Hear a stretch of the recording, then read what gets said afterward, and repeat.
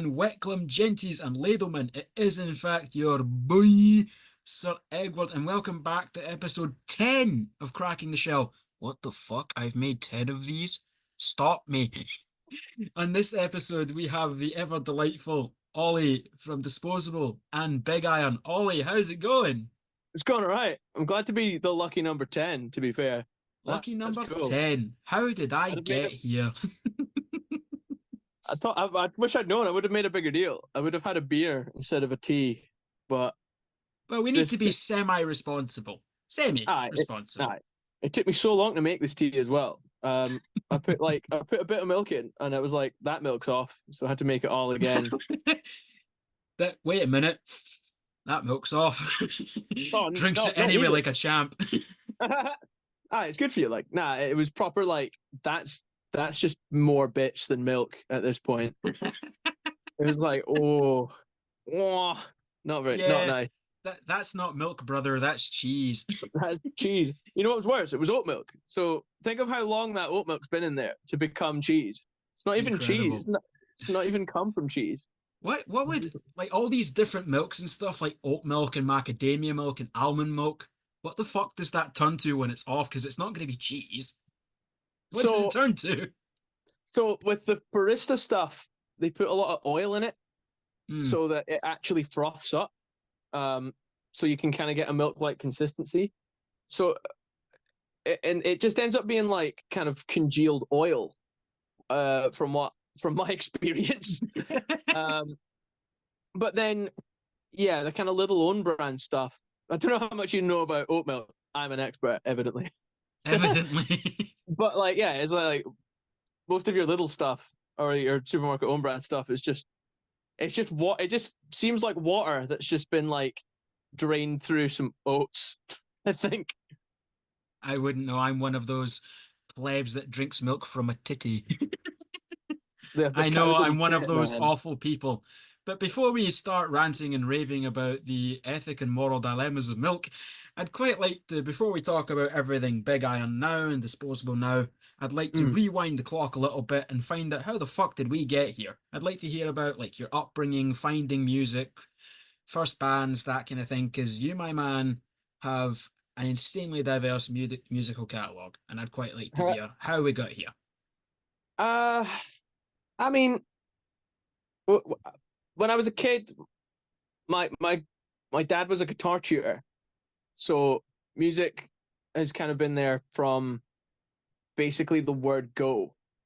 Kind of just constantly being like bombarded with like a whole bunch of different stuff. He loved like prog rock and stuff like that. Like I remember him basically just sitting me down and going, listen to this. And then he puts Heart of the Sunrise by Yes on, and I'm just like, and I don't know, man, just like kind of just taking in pretty much near enough anything and everything, because you know when you're around it, I guess you become really receptive to it. Like you become receptive to like what's on the radio and go like, oh, okay. And then you get receptive to like what your mum plays when she like turns up, like when she puts music on and stuff. And you go, oh, all right, I like a bit of that as well. Don't get me wrong, when you become like a bit of a teenager and stuff, you start becoming a little bit snobbier and stuff. But then I don't know, that kind of left me quite fast. So I don't know. I mean, yeah, I don't know. I think I never really, when it comes to music and playing it, I didn't really want to do it that badly. I think my dad being a guitar tutor and everyone was kind of looking at me being like, oh, you're definitely going to do that, aren't you? And I was like, well, I don't know. I wasn't very good at it, if I'm perfectly honest, or at least I didn't feel like I was. And I felt kind of embarrassed to basically be the son of a guitar tutor and not be very good at guitar. But then also I wanted to do other stuff. I wanted to do like, I wanted to become an animator at one point. I was doing like little plasticine, like stop motion figurines and stuff like that for ages. I wanted to become like a comic book artist. But then I remember like one music class, some like a guy who I was still friends with actually came up to me and was like, "Oh, surely you'll be able to do this on guitar." And I just kind of went, "Yep," because I was like, I can't do any of that. And I got so jealous. I literally became so jealous and angry that I stormed back home, like, like Willy Wonka in the Chocolate Factory with like Golden Ticket. But instead of like elation, it's pure rage. Grabbed a guitar, grabbed a guitar on my dad's wall, and immediately just started like hammering at it. And then he came in and he was like, "Oh my God, what on earth is going this?" And I was like, "Dad, get me the chords to this AC/DC song, Pronto Stat." And he was like, "Oh God, oh okay, oh God." And then from then on, it was just me being really like angrily getting better at music, I guess. Yeah, I don't know, man. I guess just being around my dad, and my family, just loving music. And then when you get into high school and stuff, when you start meeting like-minded people, there's a natural competition that comes with that. You know what I mean? There's people who are like, you're swapping skills, you're swapping like influences and stuff, and you're probably passing around like the same Van Halen Eruption live solo and going like, all right, that's what I'm gonna have to learn how to tap. And then your man comes into music class and he's sweeping, and it's like there's an element of like, oh, well done, yeah, fuck you, and then just immediately going home and just learning how to sweep pick and stuff like that. So yeah, just loads of competition and generally being annoyed, not being good enough. Yeah, that's kind of probably how it started, I guess. I think that's hilarious. A lot of people get into music because they're passionate about it and they love it, and you're just like, I don't like people. I want to be better. Yeah, I never really thought of it that way, but that's incredible. I did have a wee think, and there's maybe an element of when you're learning an instrument, how much are you actually learning it to play music, and how much are you actually learning just to show off to other people? Because I feel like I was learning music to show off to other people. I definitely wasn't learning because I liked music. I did obviously like music. I don't think I realized how much I actually liked it and how important it was to me until a bit later on, until I went to college. But yeah, there was a lot of vanity, a lot of I just have to be better. But then when you're doing that, you're not necessarily learning any skills that are useful to being in a band, right? Like I'm still suck at, say like if you're going in for a jam and you're like subbing in and you're just, say if you're like kind of locking in with the bass player or even just playing bass. It's like I used to play bass. I used to be okay at bass, but again, at like all the fun showy offy bits, not the, actually being a bass player in a band. You know what I mean? Like I don't know chords very well. I don't necessarily have a good ear for what should come next in a chord sequence. So jamming with me isn't necessarily that fun. But I'm good at top line. I'm very good at top line. I am just the top line guy. Well, I say that. But it's like all of the skills that I honed in and learned when I was really young were it's all technique and flourish and stuff like that. And then when I got to college, it was like, none of this is that. No one wants any of this. You know what I mean? You want a bit of it for sure. But not everybody is that thing where, especially when I was going to college and university, everyone was a guitar player and everyone was shit hot and everyone was unreal. But there's too many of us. Do you know what I mean? It was like, well, it was just a room full of guitarists and like one drummer. And the drummer wasn't even a drummer. He was a bass player that just had to be the drummer for that particular assignment. Just things like that, really. I mean, so yeah, I've thought about it and just been like, yeah, I've just done it. I think, initially you do it for all the wrong reasons, but yeah, it's like learning how to actually like, and learning that like music and just playing it and just messing about and the, you know, connecting with other people is like probably what you should actually be doing it for. You learn that, I think you learn that as you go along, or at least I did anyway. I learned that, you know, just jamming with somebody in a room and looking at each other and going like, here, this is fun, is actually the one. Instead of playing the guitar and just looking down and just being like, you know, just being in your head and worrying about what other people think and how well you're actually coming across, as opposed to, does it sound any good? That kind of thing. Yeah. Yeah, I definitely see that. And at least from the times that I've seen you on stage, it always looks like you're having fun. And that's something I would have any day over someone being wankery and like, look at me, I can sweep, look at me, I can tap. I want people that look like they're having a fucking ball, you know? That's it. I mean, don't get me wrong. I love technicality in music. I love people who can really, really wail on their instruments. But after a while, you know, it's like, I don't want to listen to that anymore.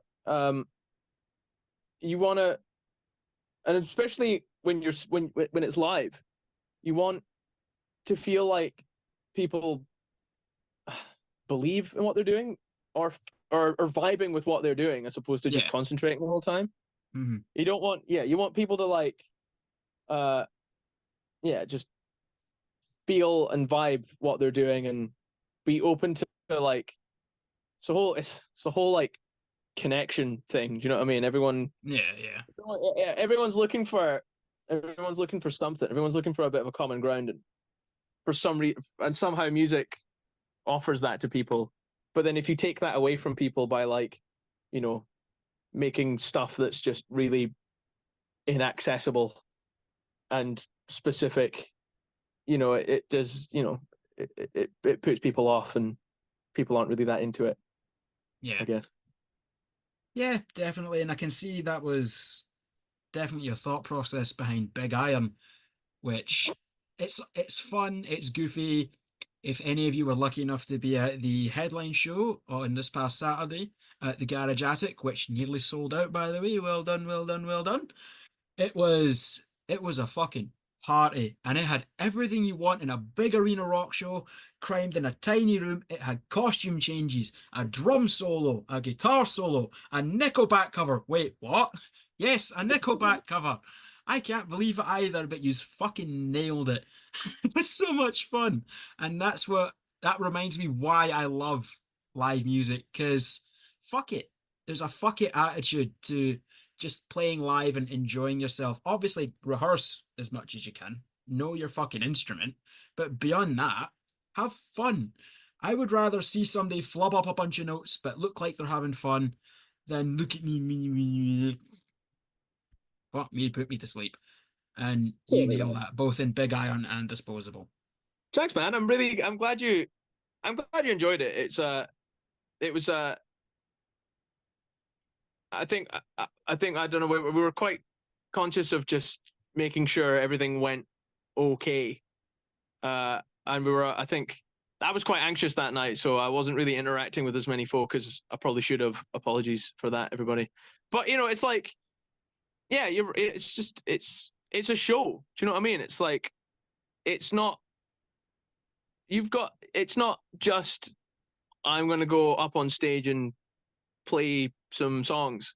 It's about putting on a show as well. I mean, and in a way, you got to be thankful for the opportunity that you have that outlet. Do you know what I mean? It's like, I love putting on a show. It's great fun. And the whole thing, like you said, of having basically just having a stadium rock show in a tiny little 150 cat venue is like, that's the attitude you kind of have to have. Even if it's sometimes it can come across as a bit cringe, but just do it anyway. Do you know what I mean? Just like, you don't need to take yourself too seriously with it. You just need to make sure everybody's having a good time. You know, and if you're having a good time, that probably means that everybody else is having a good time. So yeah, it was good fun. We definitely try to have as much fun as possible, really. We take the music seriously, but everything else we're just kind of like, well, If I'm not smiling, then what's the point? Exactly. And mission succeeded on all fronts, at least from somebody like me who was up front and wondering, just the fucking costume changes, brilliant. And then Jack's drum solo, which I really love that I got that picture of Jack with the face like this. I love that. Oh, it was so fun. But there's a lot been happening in terms of like the bands that you're in now. Big Iron premiered some new at the show, and it sounded fantastic. And even the Nickelback cover, which I called on the live stream, and I think it was the Wednesday or the Thursday. Oh, we're doing the sneaky wee cover, boys. And I'm like, it's Nickelback in it. Nah, we were just like, shut up. But to be fair, no one knew the song from Nickelback, which that's true. Listen, Nickelback are good. It's not cool to hate Nickelback anymore like it was for most of the 2010s. Hate Imagine Dragons now. Oh, mate, it's not cool or original. It's not funny. It's not funny to not like Nickelback anymore. Just accept that they're good. They are. Just get on board, man. They're Nickelback are great. They're unreal, man. The next day, I listened to just literally, I think I just listened to Nickelback the next day. That's it. Yeah, they're so good. That second album is class all the way through.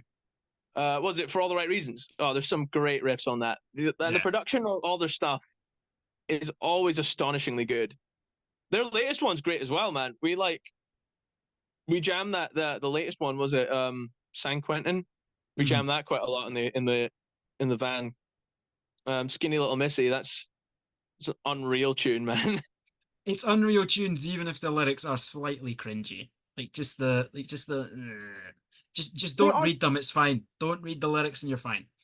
I mean, I don't know. The lyrics they're so bog standard rock and roll, but there's such an art to that like I can't fault that. Do you know what I mean? It's like he's really good at those kind of lyrics.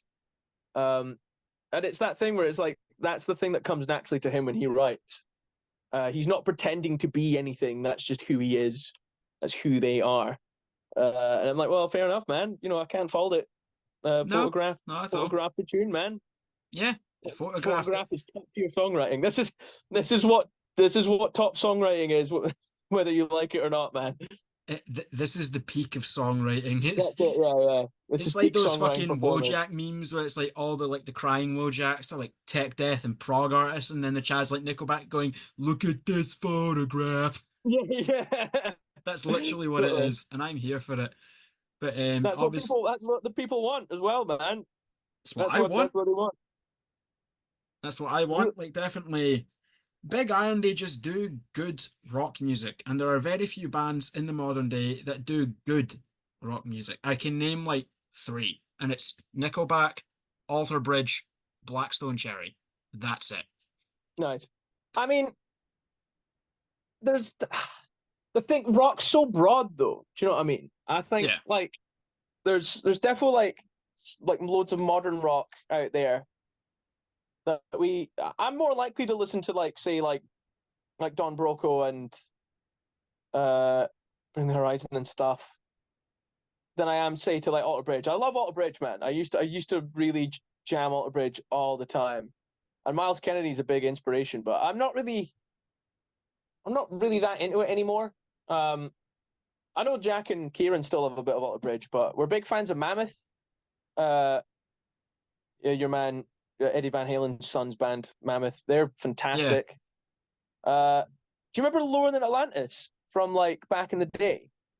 So like they were going right up until like 2018. They were kind of like a real heavy Yumi 6. They were class. They were really, really good. I think that's a big influence for us, especially. I don't know, man. I think like there's loads of like say Kerrang-esque bands around that are like genuinely really good. Having said that, I pretty much just listen to Faith No More non-stop all the time exclusively. So I'm not that much of an expert on what's new and trendy. I pretty much just listen to the same Faith No More album like over and over again. So I wouldn't really know. But yeah, I like, in terms of like rock music in the local scene, I don't know how much really there is. I mean, I don't know. It's hard to say. I've been like stuck in I wouldn't say stuck, but I've been like, neck deep in the metal scene in Scotland for so long. I probably know more about that than I do about anything rock related, if I'm perfectly honest. Yeah. I've just been, with me and Disposable, we've just been like gallivanting about and playing with different like metal bands for ages. I'm probably a little bit more attuned to what's going on in the metal scene than I am like the rock scene. If anything, like, it's kind of the same for everyone in Big Iron, actually. It's kind of like trying to, we started playing rock and then went, right, well, who even wants this? And turns out people do, which is good, which is nice. Yeah, I definitely agree with that. I'm way more versed in the metal scene. To be honest, the only kind of Scottish rock band I knew outside of like Biffy Clyro was Big Iron. Like, the other night, the only other that was the first time I'd heard any other rock bands outside of Big Iron was Blue Nicotine and Salt River Shakedown. And great bands, man. yeah, I liked them. I'm definitely gonna jam more of their stuff, and they've both got new material in the works, so I'm absolutely looking forward to it. Aye, and they were different spectrums of rock as well, which I liked for sure. Like Salt River Shakedown, almost Oasisy, very like, I wouldn't say stonery, but just big vibes, like almost like kind of 70s rock kind of vibe as well, with a bit of like the old kind of 90s thing. Really cool. Blue Nicotine kind of reminded me of like Death Havana and stuff like that, which I really like. I love Death Havana. I did say that to them and they were like, what? And they were like, so maybe I'm completely but yeah, man, it's like there is some stuff out there for sure. They are out there. It's just trying to find it. Yeah, there's a great band from Glasgow called Brasser, who I'm good mates with, and they're kind of more on the kind of post-hardcore kind of rock side to it. But yeah, they're class, man. You should check them out. I definitely will. Yeah, I think you'll enjoy. But they're heavy as well. Do you know what I mean? They've got the heavies for sure. Yeah. For me, that's what rock definitely needs to be. It needs to have a wee bit of welly. It needs to have some balls behind it. It's why, it's easy to ride on Imagine Dragons and stuff like that, because they're about as intimidating as a basket of kittens. There is actually an Imagine Dragons song that actually does go hard. I can't remember what it's called though, but it does have a proper riff in it. I need to find it. Yeah, I'm gonna find it. It is good. It is class. And I don't know what it's called, but it does go hard. Sorry. Feel free to ask me other questions while I like go deep down the Imagine Dragons rabbit hole. So obviously, I've not even listened to anything Imagine Dragons have done recently. I bet they're well heavy now. Imagine no, they're not. It's not like they're going to turn. They're not going to turn around and become a deathcore band. Although I'd laugh at that. Do the reverse. Bring Me the Horizon, where they started out as a kind of really mid deathcore band, and now they're a pop band. And now Imagine Dragons going from a pop band into just stupid heavy deathcore, which I think would be hilarious and great marketing. It would be good. It would be. I want to be nice to Imagine Dragons because, like, I feel like they do get such a bad rap, and I'm like, how they're not. It's not like they can definitely play their instruments. They're definitely good at songwriting. I mean, like that first album that they had, there were some good songs on it, man.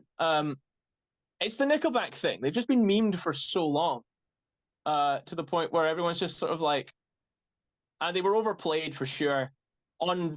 I think what's the meme? It's like, like rock radio, like only the hardest rock, and then just It's Time by Imagine Dragons comes on. It's like, oh, shut up. I know. I'll admit I do love those memes. It's like, we play only the hardest rock on the planet. Up next, Radioactive by Imagine Dragons. Yeah. Up next is sort of like, like Maroon 5, like I'm like, I won't go home without you. Like, plays 5 times on like the same radio station. Like, thanks. Yeah, great. Do you like a bit of Maroon 5 though? Actually, I do. I'm into Maroon 5. They're pretty. They're pretty wank. They're pretty wank now. I'm pretty sure all the good members are leaving.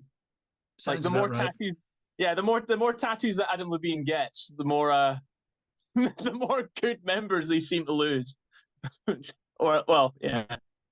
Another well, thing that's the lesson, Genties and Ladleman. If you are in a band and you don't want your good members to leave, don't get tattoos.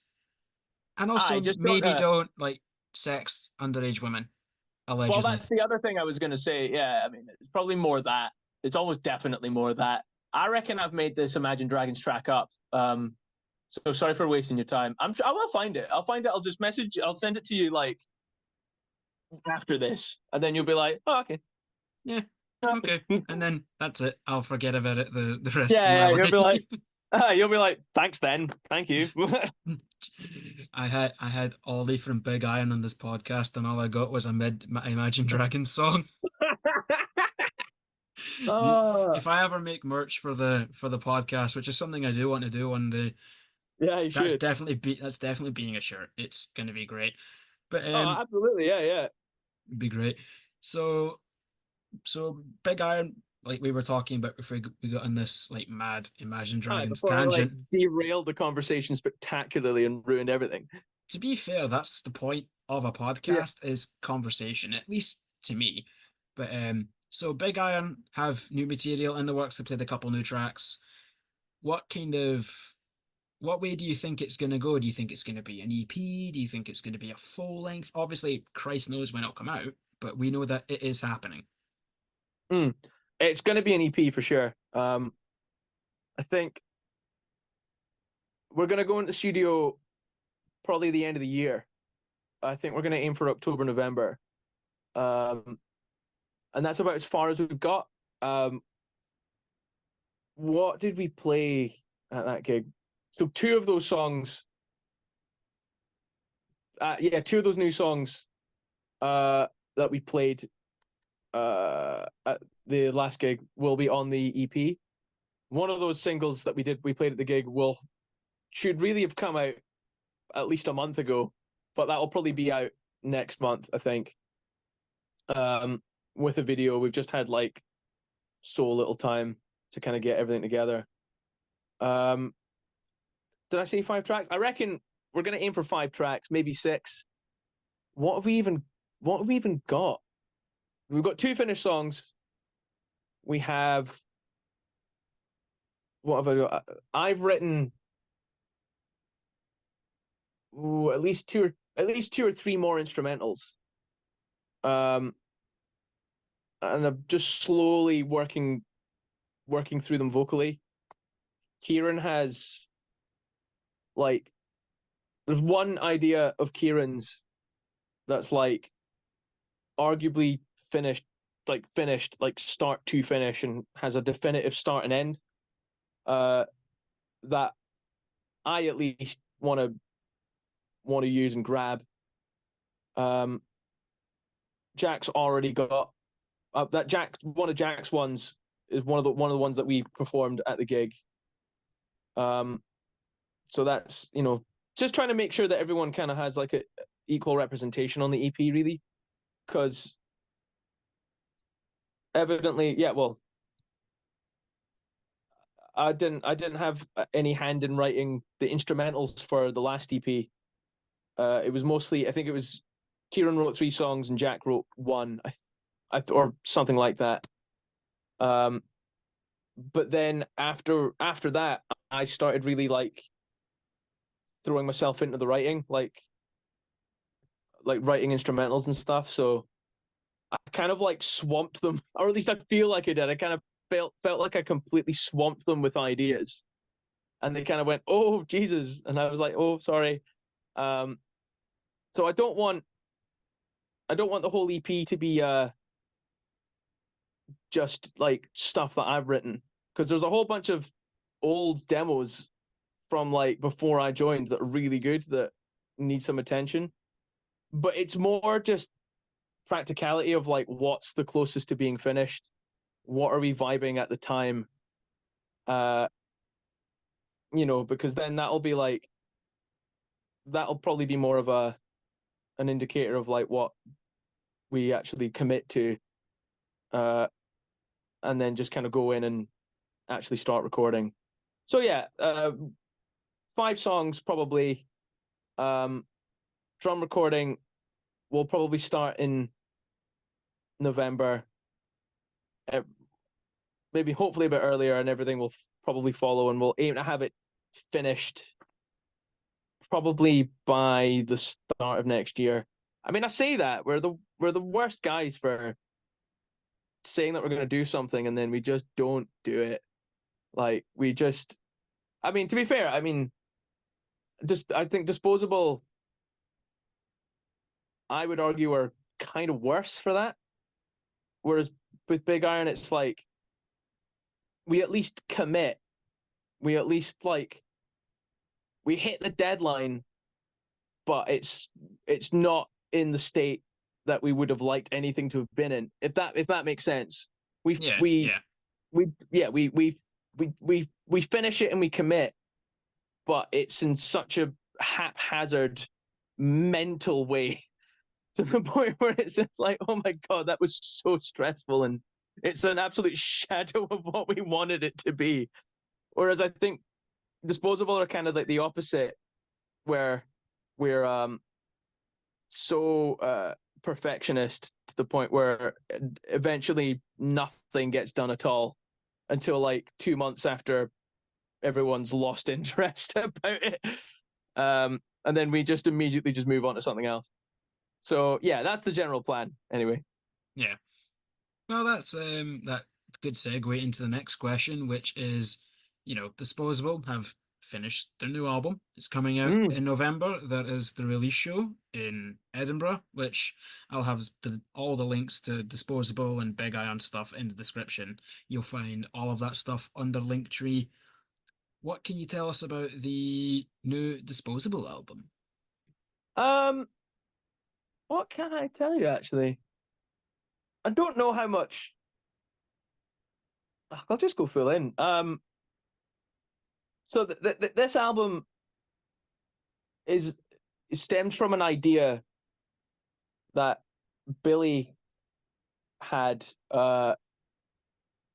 basically like this the same year that I joined the band, which was like 2017. And the initial idea was we wanted to basically write a one-off hardcore punk album. And I think the initial idea was make the songs like really, really short and scrappy. We all write maybe 4 or 5 songs each. And then we kind of get them together and then we just do it. I think there have been so many variations of the idea. At one point, we had the idea of doing it all within the space of a week, culminating in a release show at the end of that week. So we'd hit the studio on Monday, we would write and record the whole thing, and then we would like release it on the Friday or the Sunday. But like I said earlier, it's like we're Disposable. We're so like pernickety about certain stuff, but then also we prioritized other things. And so that this idea, this punk album, has kind of been shelved for years. And eventually Billy just wrote most of it. I think he just got sick of waiting around for us to write our tracks, that he just popped up in the Disposable group chat and just went, here's the new album then. But he'd had pretty much written the whole thing. And at that point, it was kind of just like, well, that's we'll just do that then. That's all of those songs are amazing. And evidently it's not all all Billy. There's 2 tracks in the kind of early stages of the idea that Tucker wrote. One of them is probably going to be the name of the album. I don't know if that's been decided yet. But yeah, Tucker's songs are great. Jack has written, how many songs has he written? I think he's written 2. And I've written 2. But Billy's got like the lion's share of it. So yeah, it's like a long kind of it's like a scrappy hardcore punk album. Think along the lines of like Undisputed Attitude by Slayer. I think that's like what we're going for. It's the lyrics are pretty political. We basically just wanted to do a hardcore punk album. And it seemed like, you know, it was quite hard to get us excited about anything else until we got this project out the way. So it was like, well, we might as well just do this project because it's the one thing we're most excited about. So yeah, it's finished. I think the plan is so far that I'm going to mix it. And I've made some progress. Everything's in a kind of state where it's like it's rough mixed, and I'm just now going over like the kind of finalization process now. So instead of like rough mix 1, rough mix 2, rough mix 3, it's now final mix 1, final mix 2, final mix 3. And then we'll see how we feel after that, and then we'll see how if I do a crap job, then we'll get somebody with actual talent to do it. But yeah, hopefully all of that happens by November. So yeah, it's cool. It's really exciting. It's I for one get really like pumped when I listen to it. Like I think with Disposable, we do tend to get bogged down in our own nonsense. So by the time especially the last few things that we were involved with, well, I was doing with them. Like by the time it was finished, I was just like, I never want to hear this again. But like, it's been so like fun and like kind of casual, and we're making use of our studio now as a group a lot more. Like if there's something that if I can't make or do, then Jack and Billy will come in and do it. So it's worked that way. We've recorded all of this album this time. So we've got like a drum room next door. And really excited with how it sounds, man. It's like I'd be like mixing it today, and I'm just sort of like, I can't believe we made it sound like this. So it'll be interesting to put it up against all of the other stuff that Disposable have done in their kind of canon, if you will. So yeah, I'm really excited, man. I don't know if that was any of what you were looking for, but that's kind of like what I want to. That's kind of what I feel maybe comfortable revealing to you at this point. I'm not sure if any of the boys have actually thought about talking or telling anyone. They're pretty open about it, to be fair. I think they're just like, if anyone asks, they're just sort of like, yeah, we're doing a punk album now. And you asked, and yeah, we're doing a punk album now. I mean, yeah, I'm fine with that. Yeah. I mean, it's live. It's going to be chaotic for sure. We're throwing a few.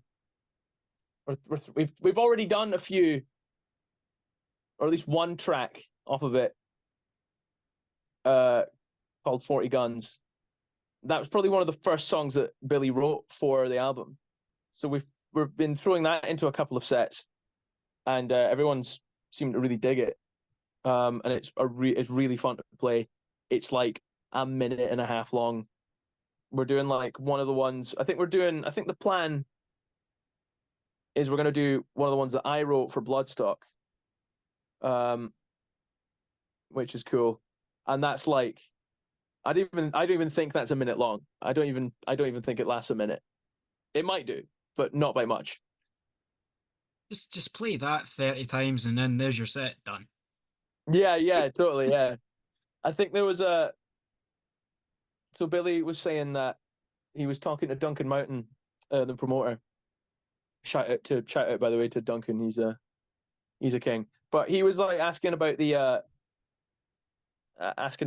album, and he was saying to Billy, "Oh, I'm really hoping for like something that expands what you did with Suffocator, like really grand magnum opus kind of thing. That's what I'm hoping for." And Billy was just sort of like, "No, sorry, sorry, Duncan.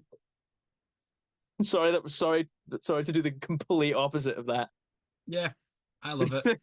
I love a lot of especially a lot of, like, New York hardcore. Like, I was Yeah, listening to a lot of like Madball, Agnostic Front, Terror, even though that's yeah, Los Angeles, they still count.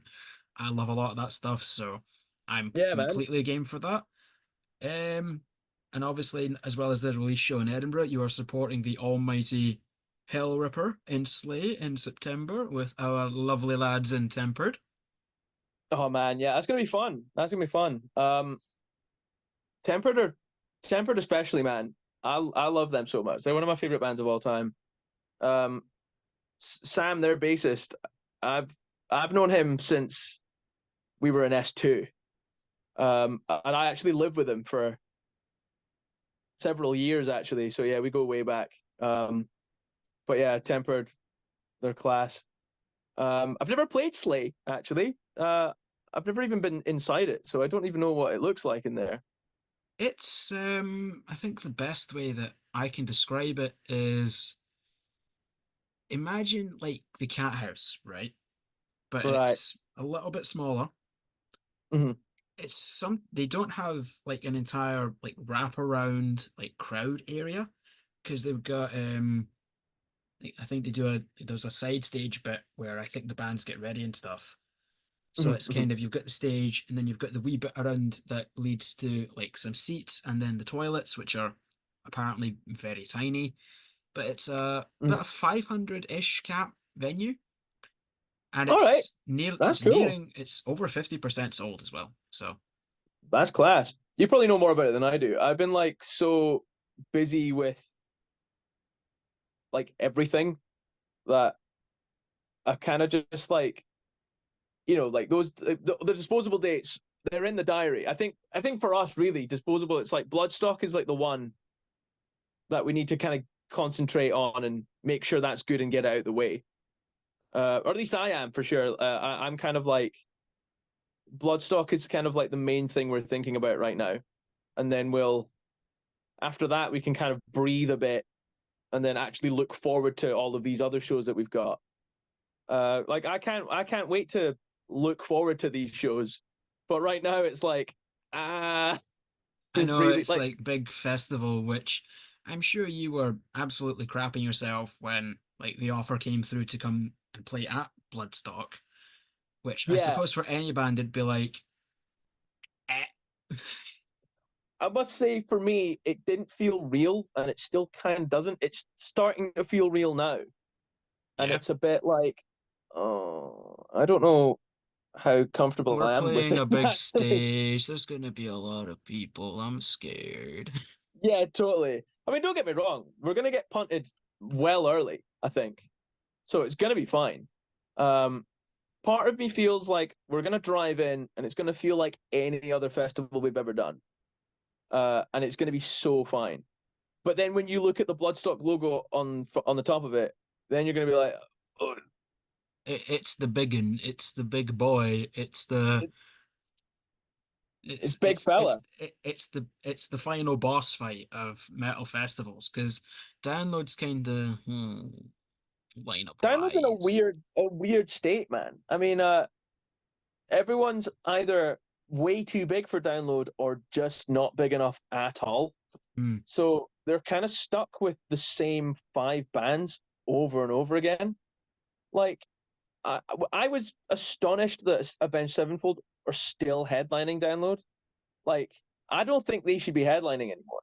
not in a way where it's like I don't want to see them again. I mean, kind of, but in a way, it's like, are you even big enough anymore? Yeah. Yeah. And also that it's like, why do you keep booking these guys? But then part of me is like, didn't Bring Me the Horizon not headline as well? I'm sure they did as well. And to be fair, they're basically a glorified Backstreet Boys. So I do. I like a bit of Bring Me. They've kind of got. They're like Y2K. They're like what?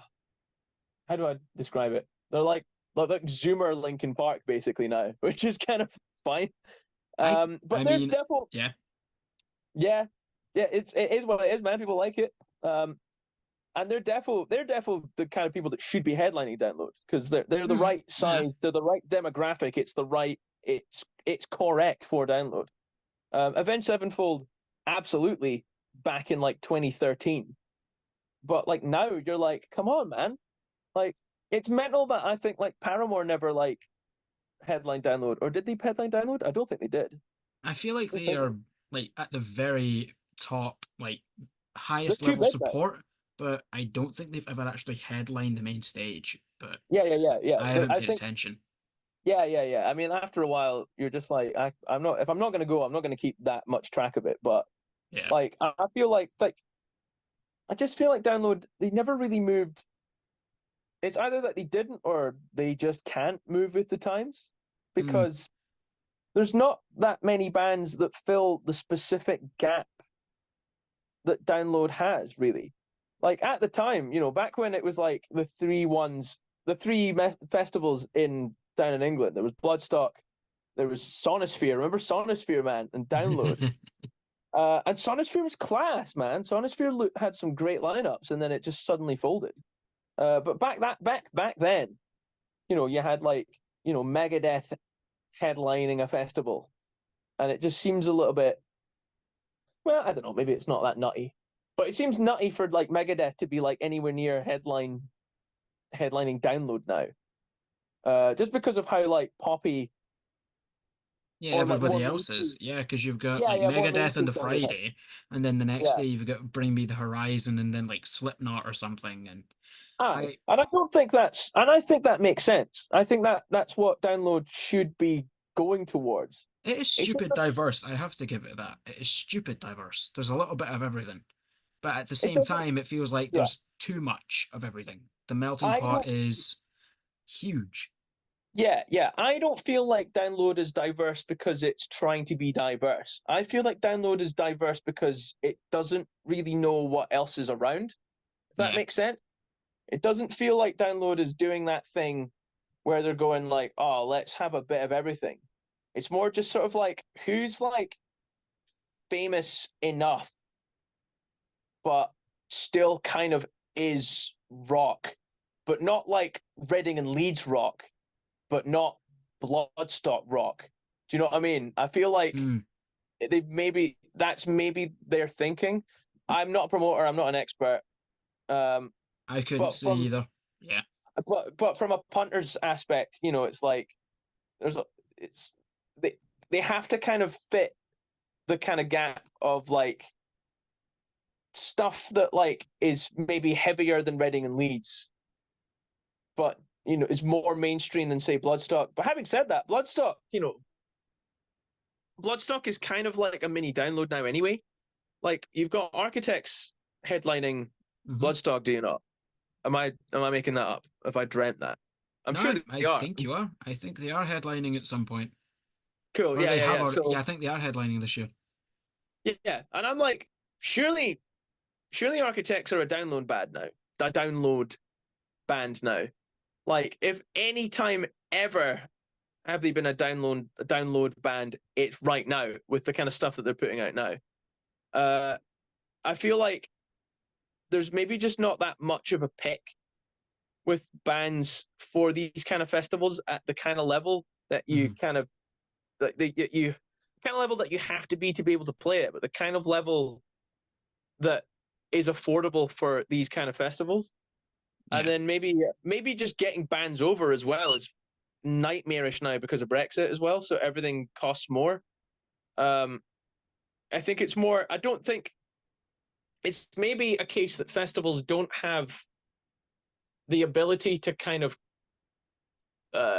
create a vibe anymore.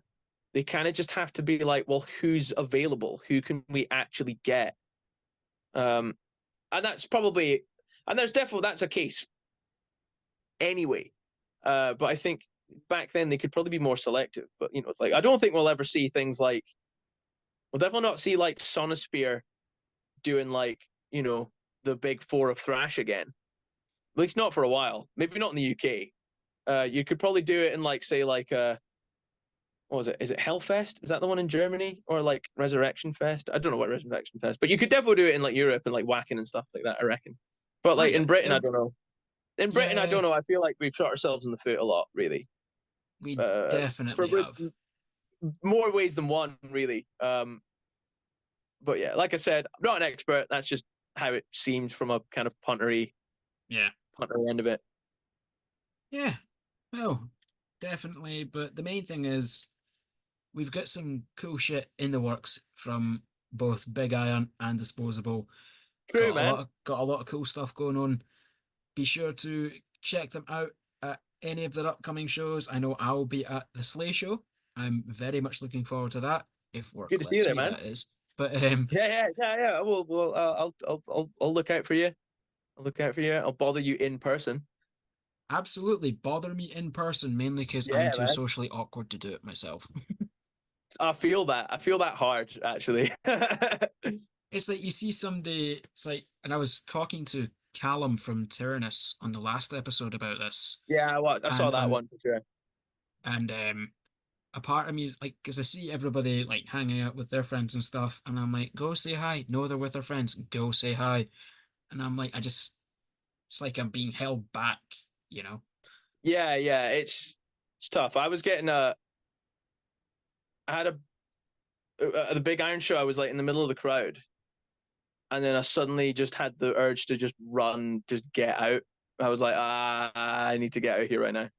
I mean, it's fine, you know. I mean, it's like it, you know, and going to show. I think going to shows in general gets a bit tough now, because it's not like, I just feel like people are looking at me, and it's not because people recognize me or anything. People feel like looking at me because they think I'm a weirdo or whatever, or like I feel like I've done something wrong, or I'm just sort of like, you know, and then that then culminates, and then it gets really overwhelming, and then you're like, you know, and then you're like, oh, there's things where, you know, like you're like in the middle of like a crowd or something, and you're like, I need to pee so bad, but it's like the thought of getting up and trying to maneuver past people and like actually like, you know, talk to them, to be like, excuse me, even just saying that is a sort of like, nah, I'll just hold it in. I'll just hold it in until I'm like in pain. I can relate. I relate very hard. Really a lot to that. Especially peeing, because it's like once I get to the front of the barrier, I don't move. I don't go to the bathroom. I don't grab a drink. I just stand there with these glasses on and I suffer until the end of the night, or until I'm like, literally my legs are in so much pain that I can't move. Yeah. I'm one of those awful people. I have a problem. Nah, but I mean, there's times where it's fine for me. There's definitely times where I'm like, I can just get on with it. Or there's times where it's like, it either becomes so ridiculous that it's like a joke. So then you're like, that whole thing where you're like, that you said earlier, but it's like, go and talk to your friends. It's like, no, they're talking to other people. I felt that loads. But then there's definitely times where you just kind of like, well, it's like, I'm not bothering anyone. Or even if I am, it's like, I'll just go in and be like, you know, hi, and just make it like a fleeting thing. And then you can get out of there fast if it turns out to be a disaster. Do you know what I mean? It's like, you know, just sort of like, if you go in and if you start a fire, then just run away. Do you know what I mean? It's, you know, but sometimes it's really hard to even do that. And sometimes it's just not worth it. Do you know what I mean? Yeah. There's no point forcing yourself to do anything that you're not going to feel comfortable doing. And then it's definitely obvious to people. Here's one that I've got, where it's like, you're replying to, like, you're talking to somebody and you can't quite get the words right, or you can't, like, you've started rambling on, like I probably have done, and then you can see in their facial expressions where they go from like to like, huh? Yeah, that kind of thing. And then you're like, oh no, I better like round this off. You know, it's like a little ticking time bomb. It's like a little mini game within a game. You know, and like I was like Call of Duty, where you like it was like, what was it like those, you get like the melee mechanics where you have to like just hit like X loads within the timer, or you know, it's like that where you're just sort of like, oh no, I've ruined it, abort. Okay, I'm fine. Like that's what I get that quite bad, where it's just sort of like somebody like tries to like shoot the shit with me, and I'm just sort of like, and then they're like, what? And I'm just like, oh no, I need to like either finish what I'm about to say or just give up. And sometimes you're just not like comfortable enough to make a joke about it, even because you're like, you don't even know what to say. You're just sort of like, sometimes I'm just sort of like, I don't know, and everyone just goes, whatever. But then sometimes you're like, oh, I just want to curl up into a ball and disappear. I just want to turn to ash right now. Yeah. So that I don't want to have to be in this scenario. So yeah, I definitely feel you on the old anxieties, man. It's not fun. And then being it sucks though, because like going to shows is fun, right? And playing shows is great. But then, you know, like, you know, unfortunately, like involves being in a crowd of people. But it's fine when the music starts though. It's fine because, you know, nobody can talk to you, so it's fine. You're just sort of like, no, I'm not talking to you now. I'm listening to this. Yeah. Anyway, oh my god, we've been chatting for a good bit here, but it's been a lot of fun. I've really enjoyed having you on here. I'm glad, man. I'm glad I wasn't a complete waste of time, so that's nice. Never. Nobody on this show is a waste of time. Never. Doesn't matter Hell who you yeah, are. man. Nobody's a waste of time in here. If anything, I'm probably wasting everybody else's time by like, please be in my podcast. I mean, it's fine. I'm not doing anything else. This has been fun. The glasses are class, man. It's just like, oddly intimidating, but quite class. There's the tagline like, for this podcast. Oddly intimidating, but quite class. That's also going to be in a t-shirt. That's amazing. Thank you so much. Keep an eye out, everybody, for everything that Big Iron's doing, Disposable's doing. Everything's going to be linked down there. Do the internet thing where you like and comment and share it with people, even if you spam at them until they decide to call the police. Don't do that. That's a crime. But we are not responsible. This podcast is not responsible for any legal implications that may arise from listening to Oliver. Thank you very much for watching, everyone. Like, comment, subscribe, and we will see you all next time. Peace.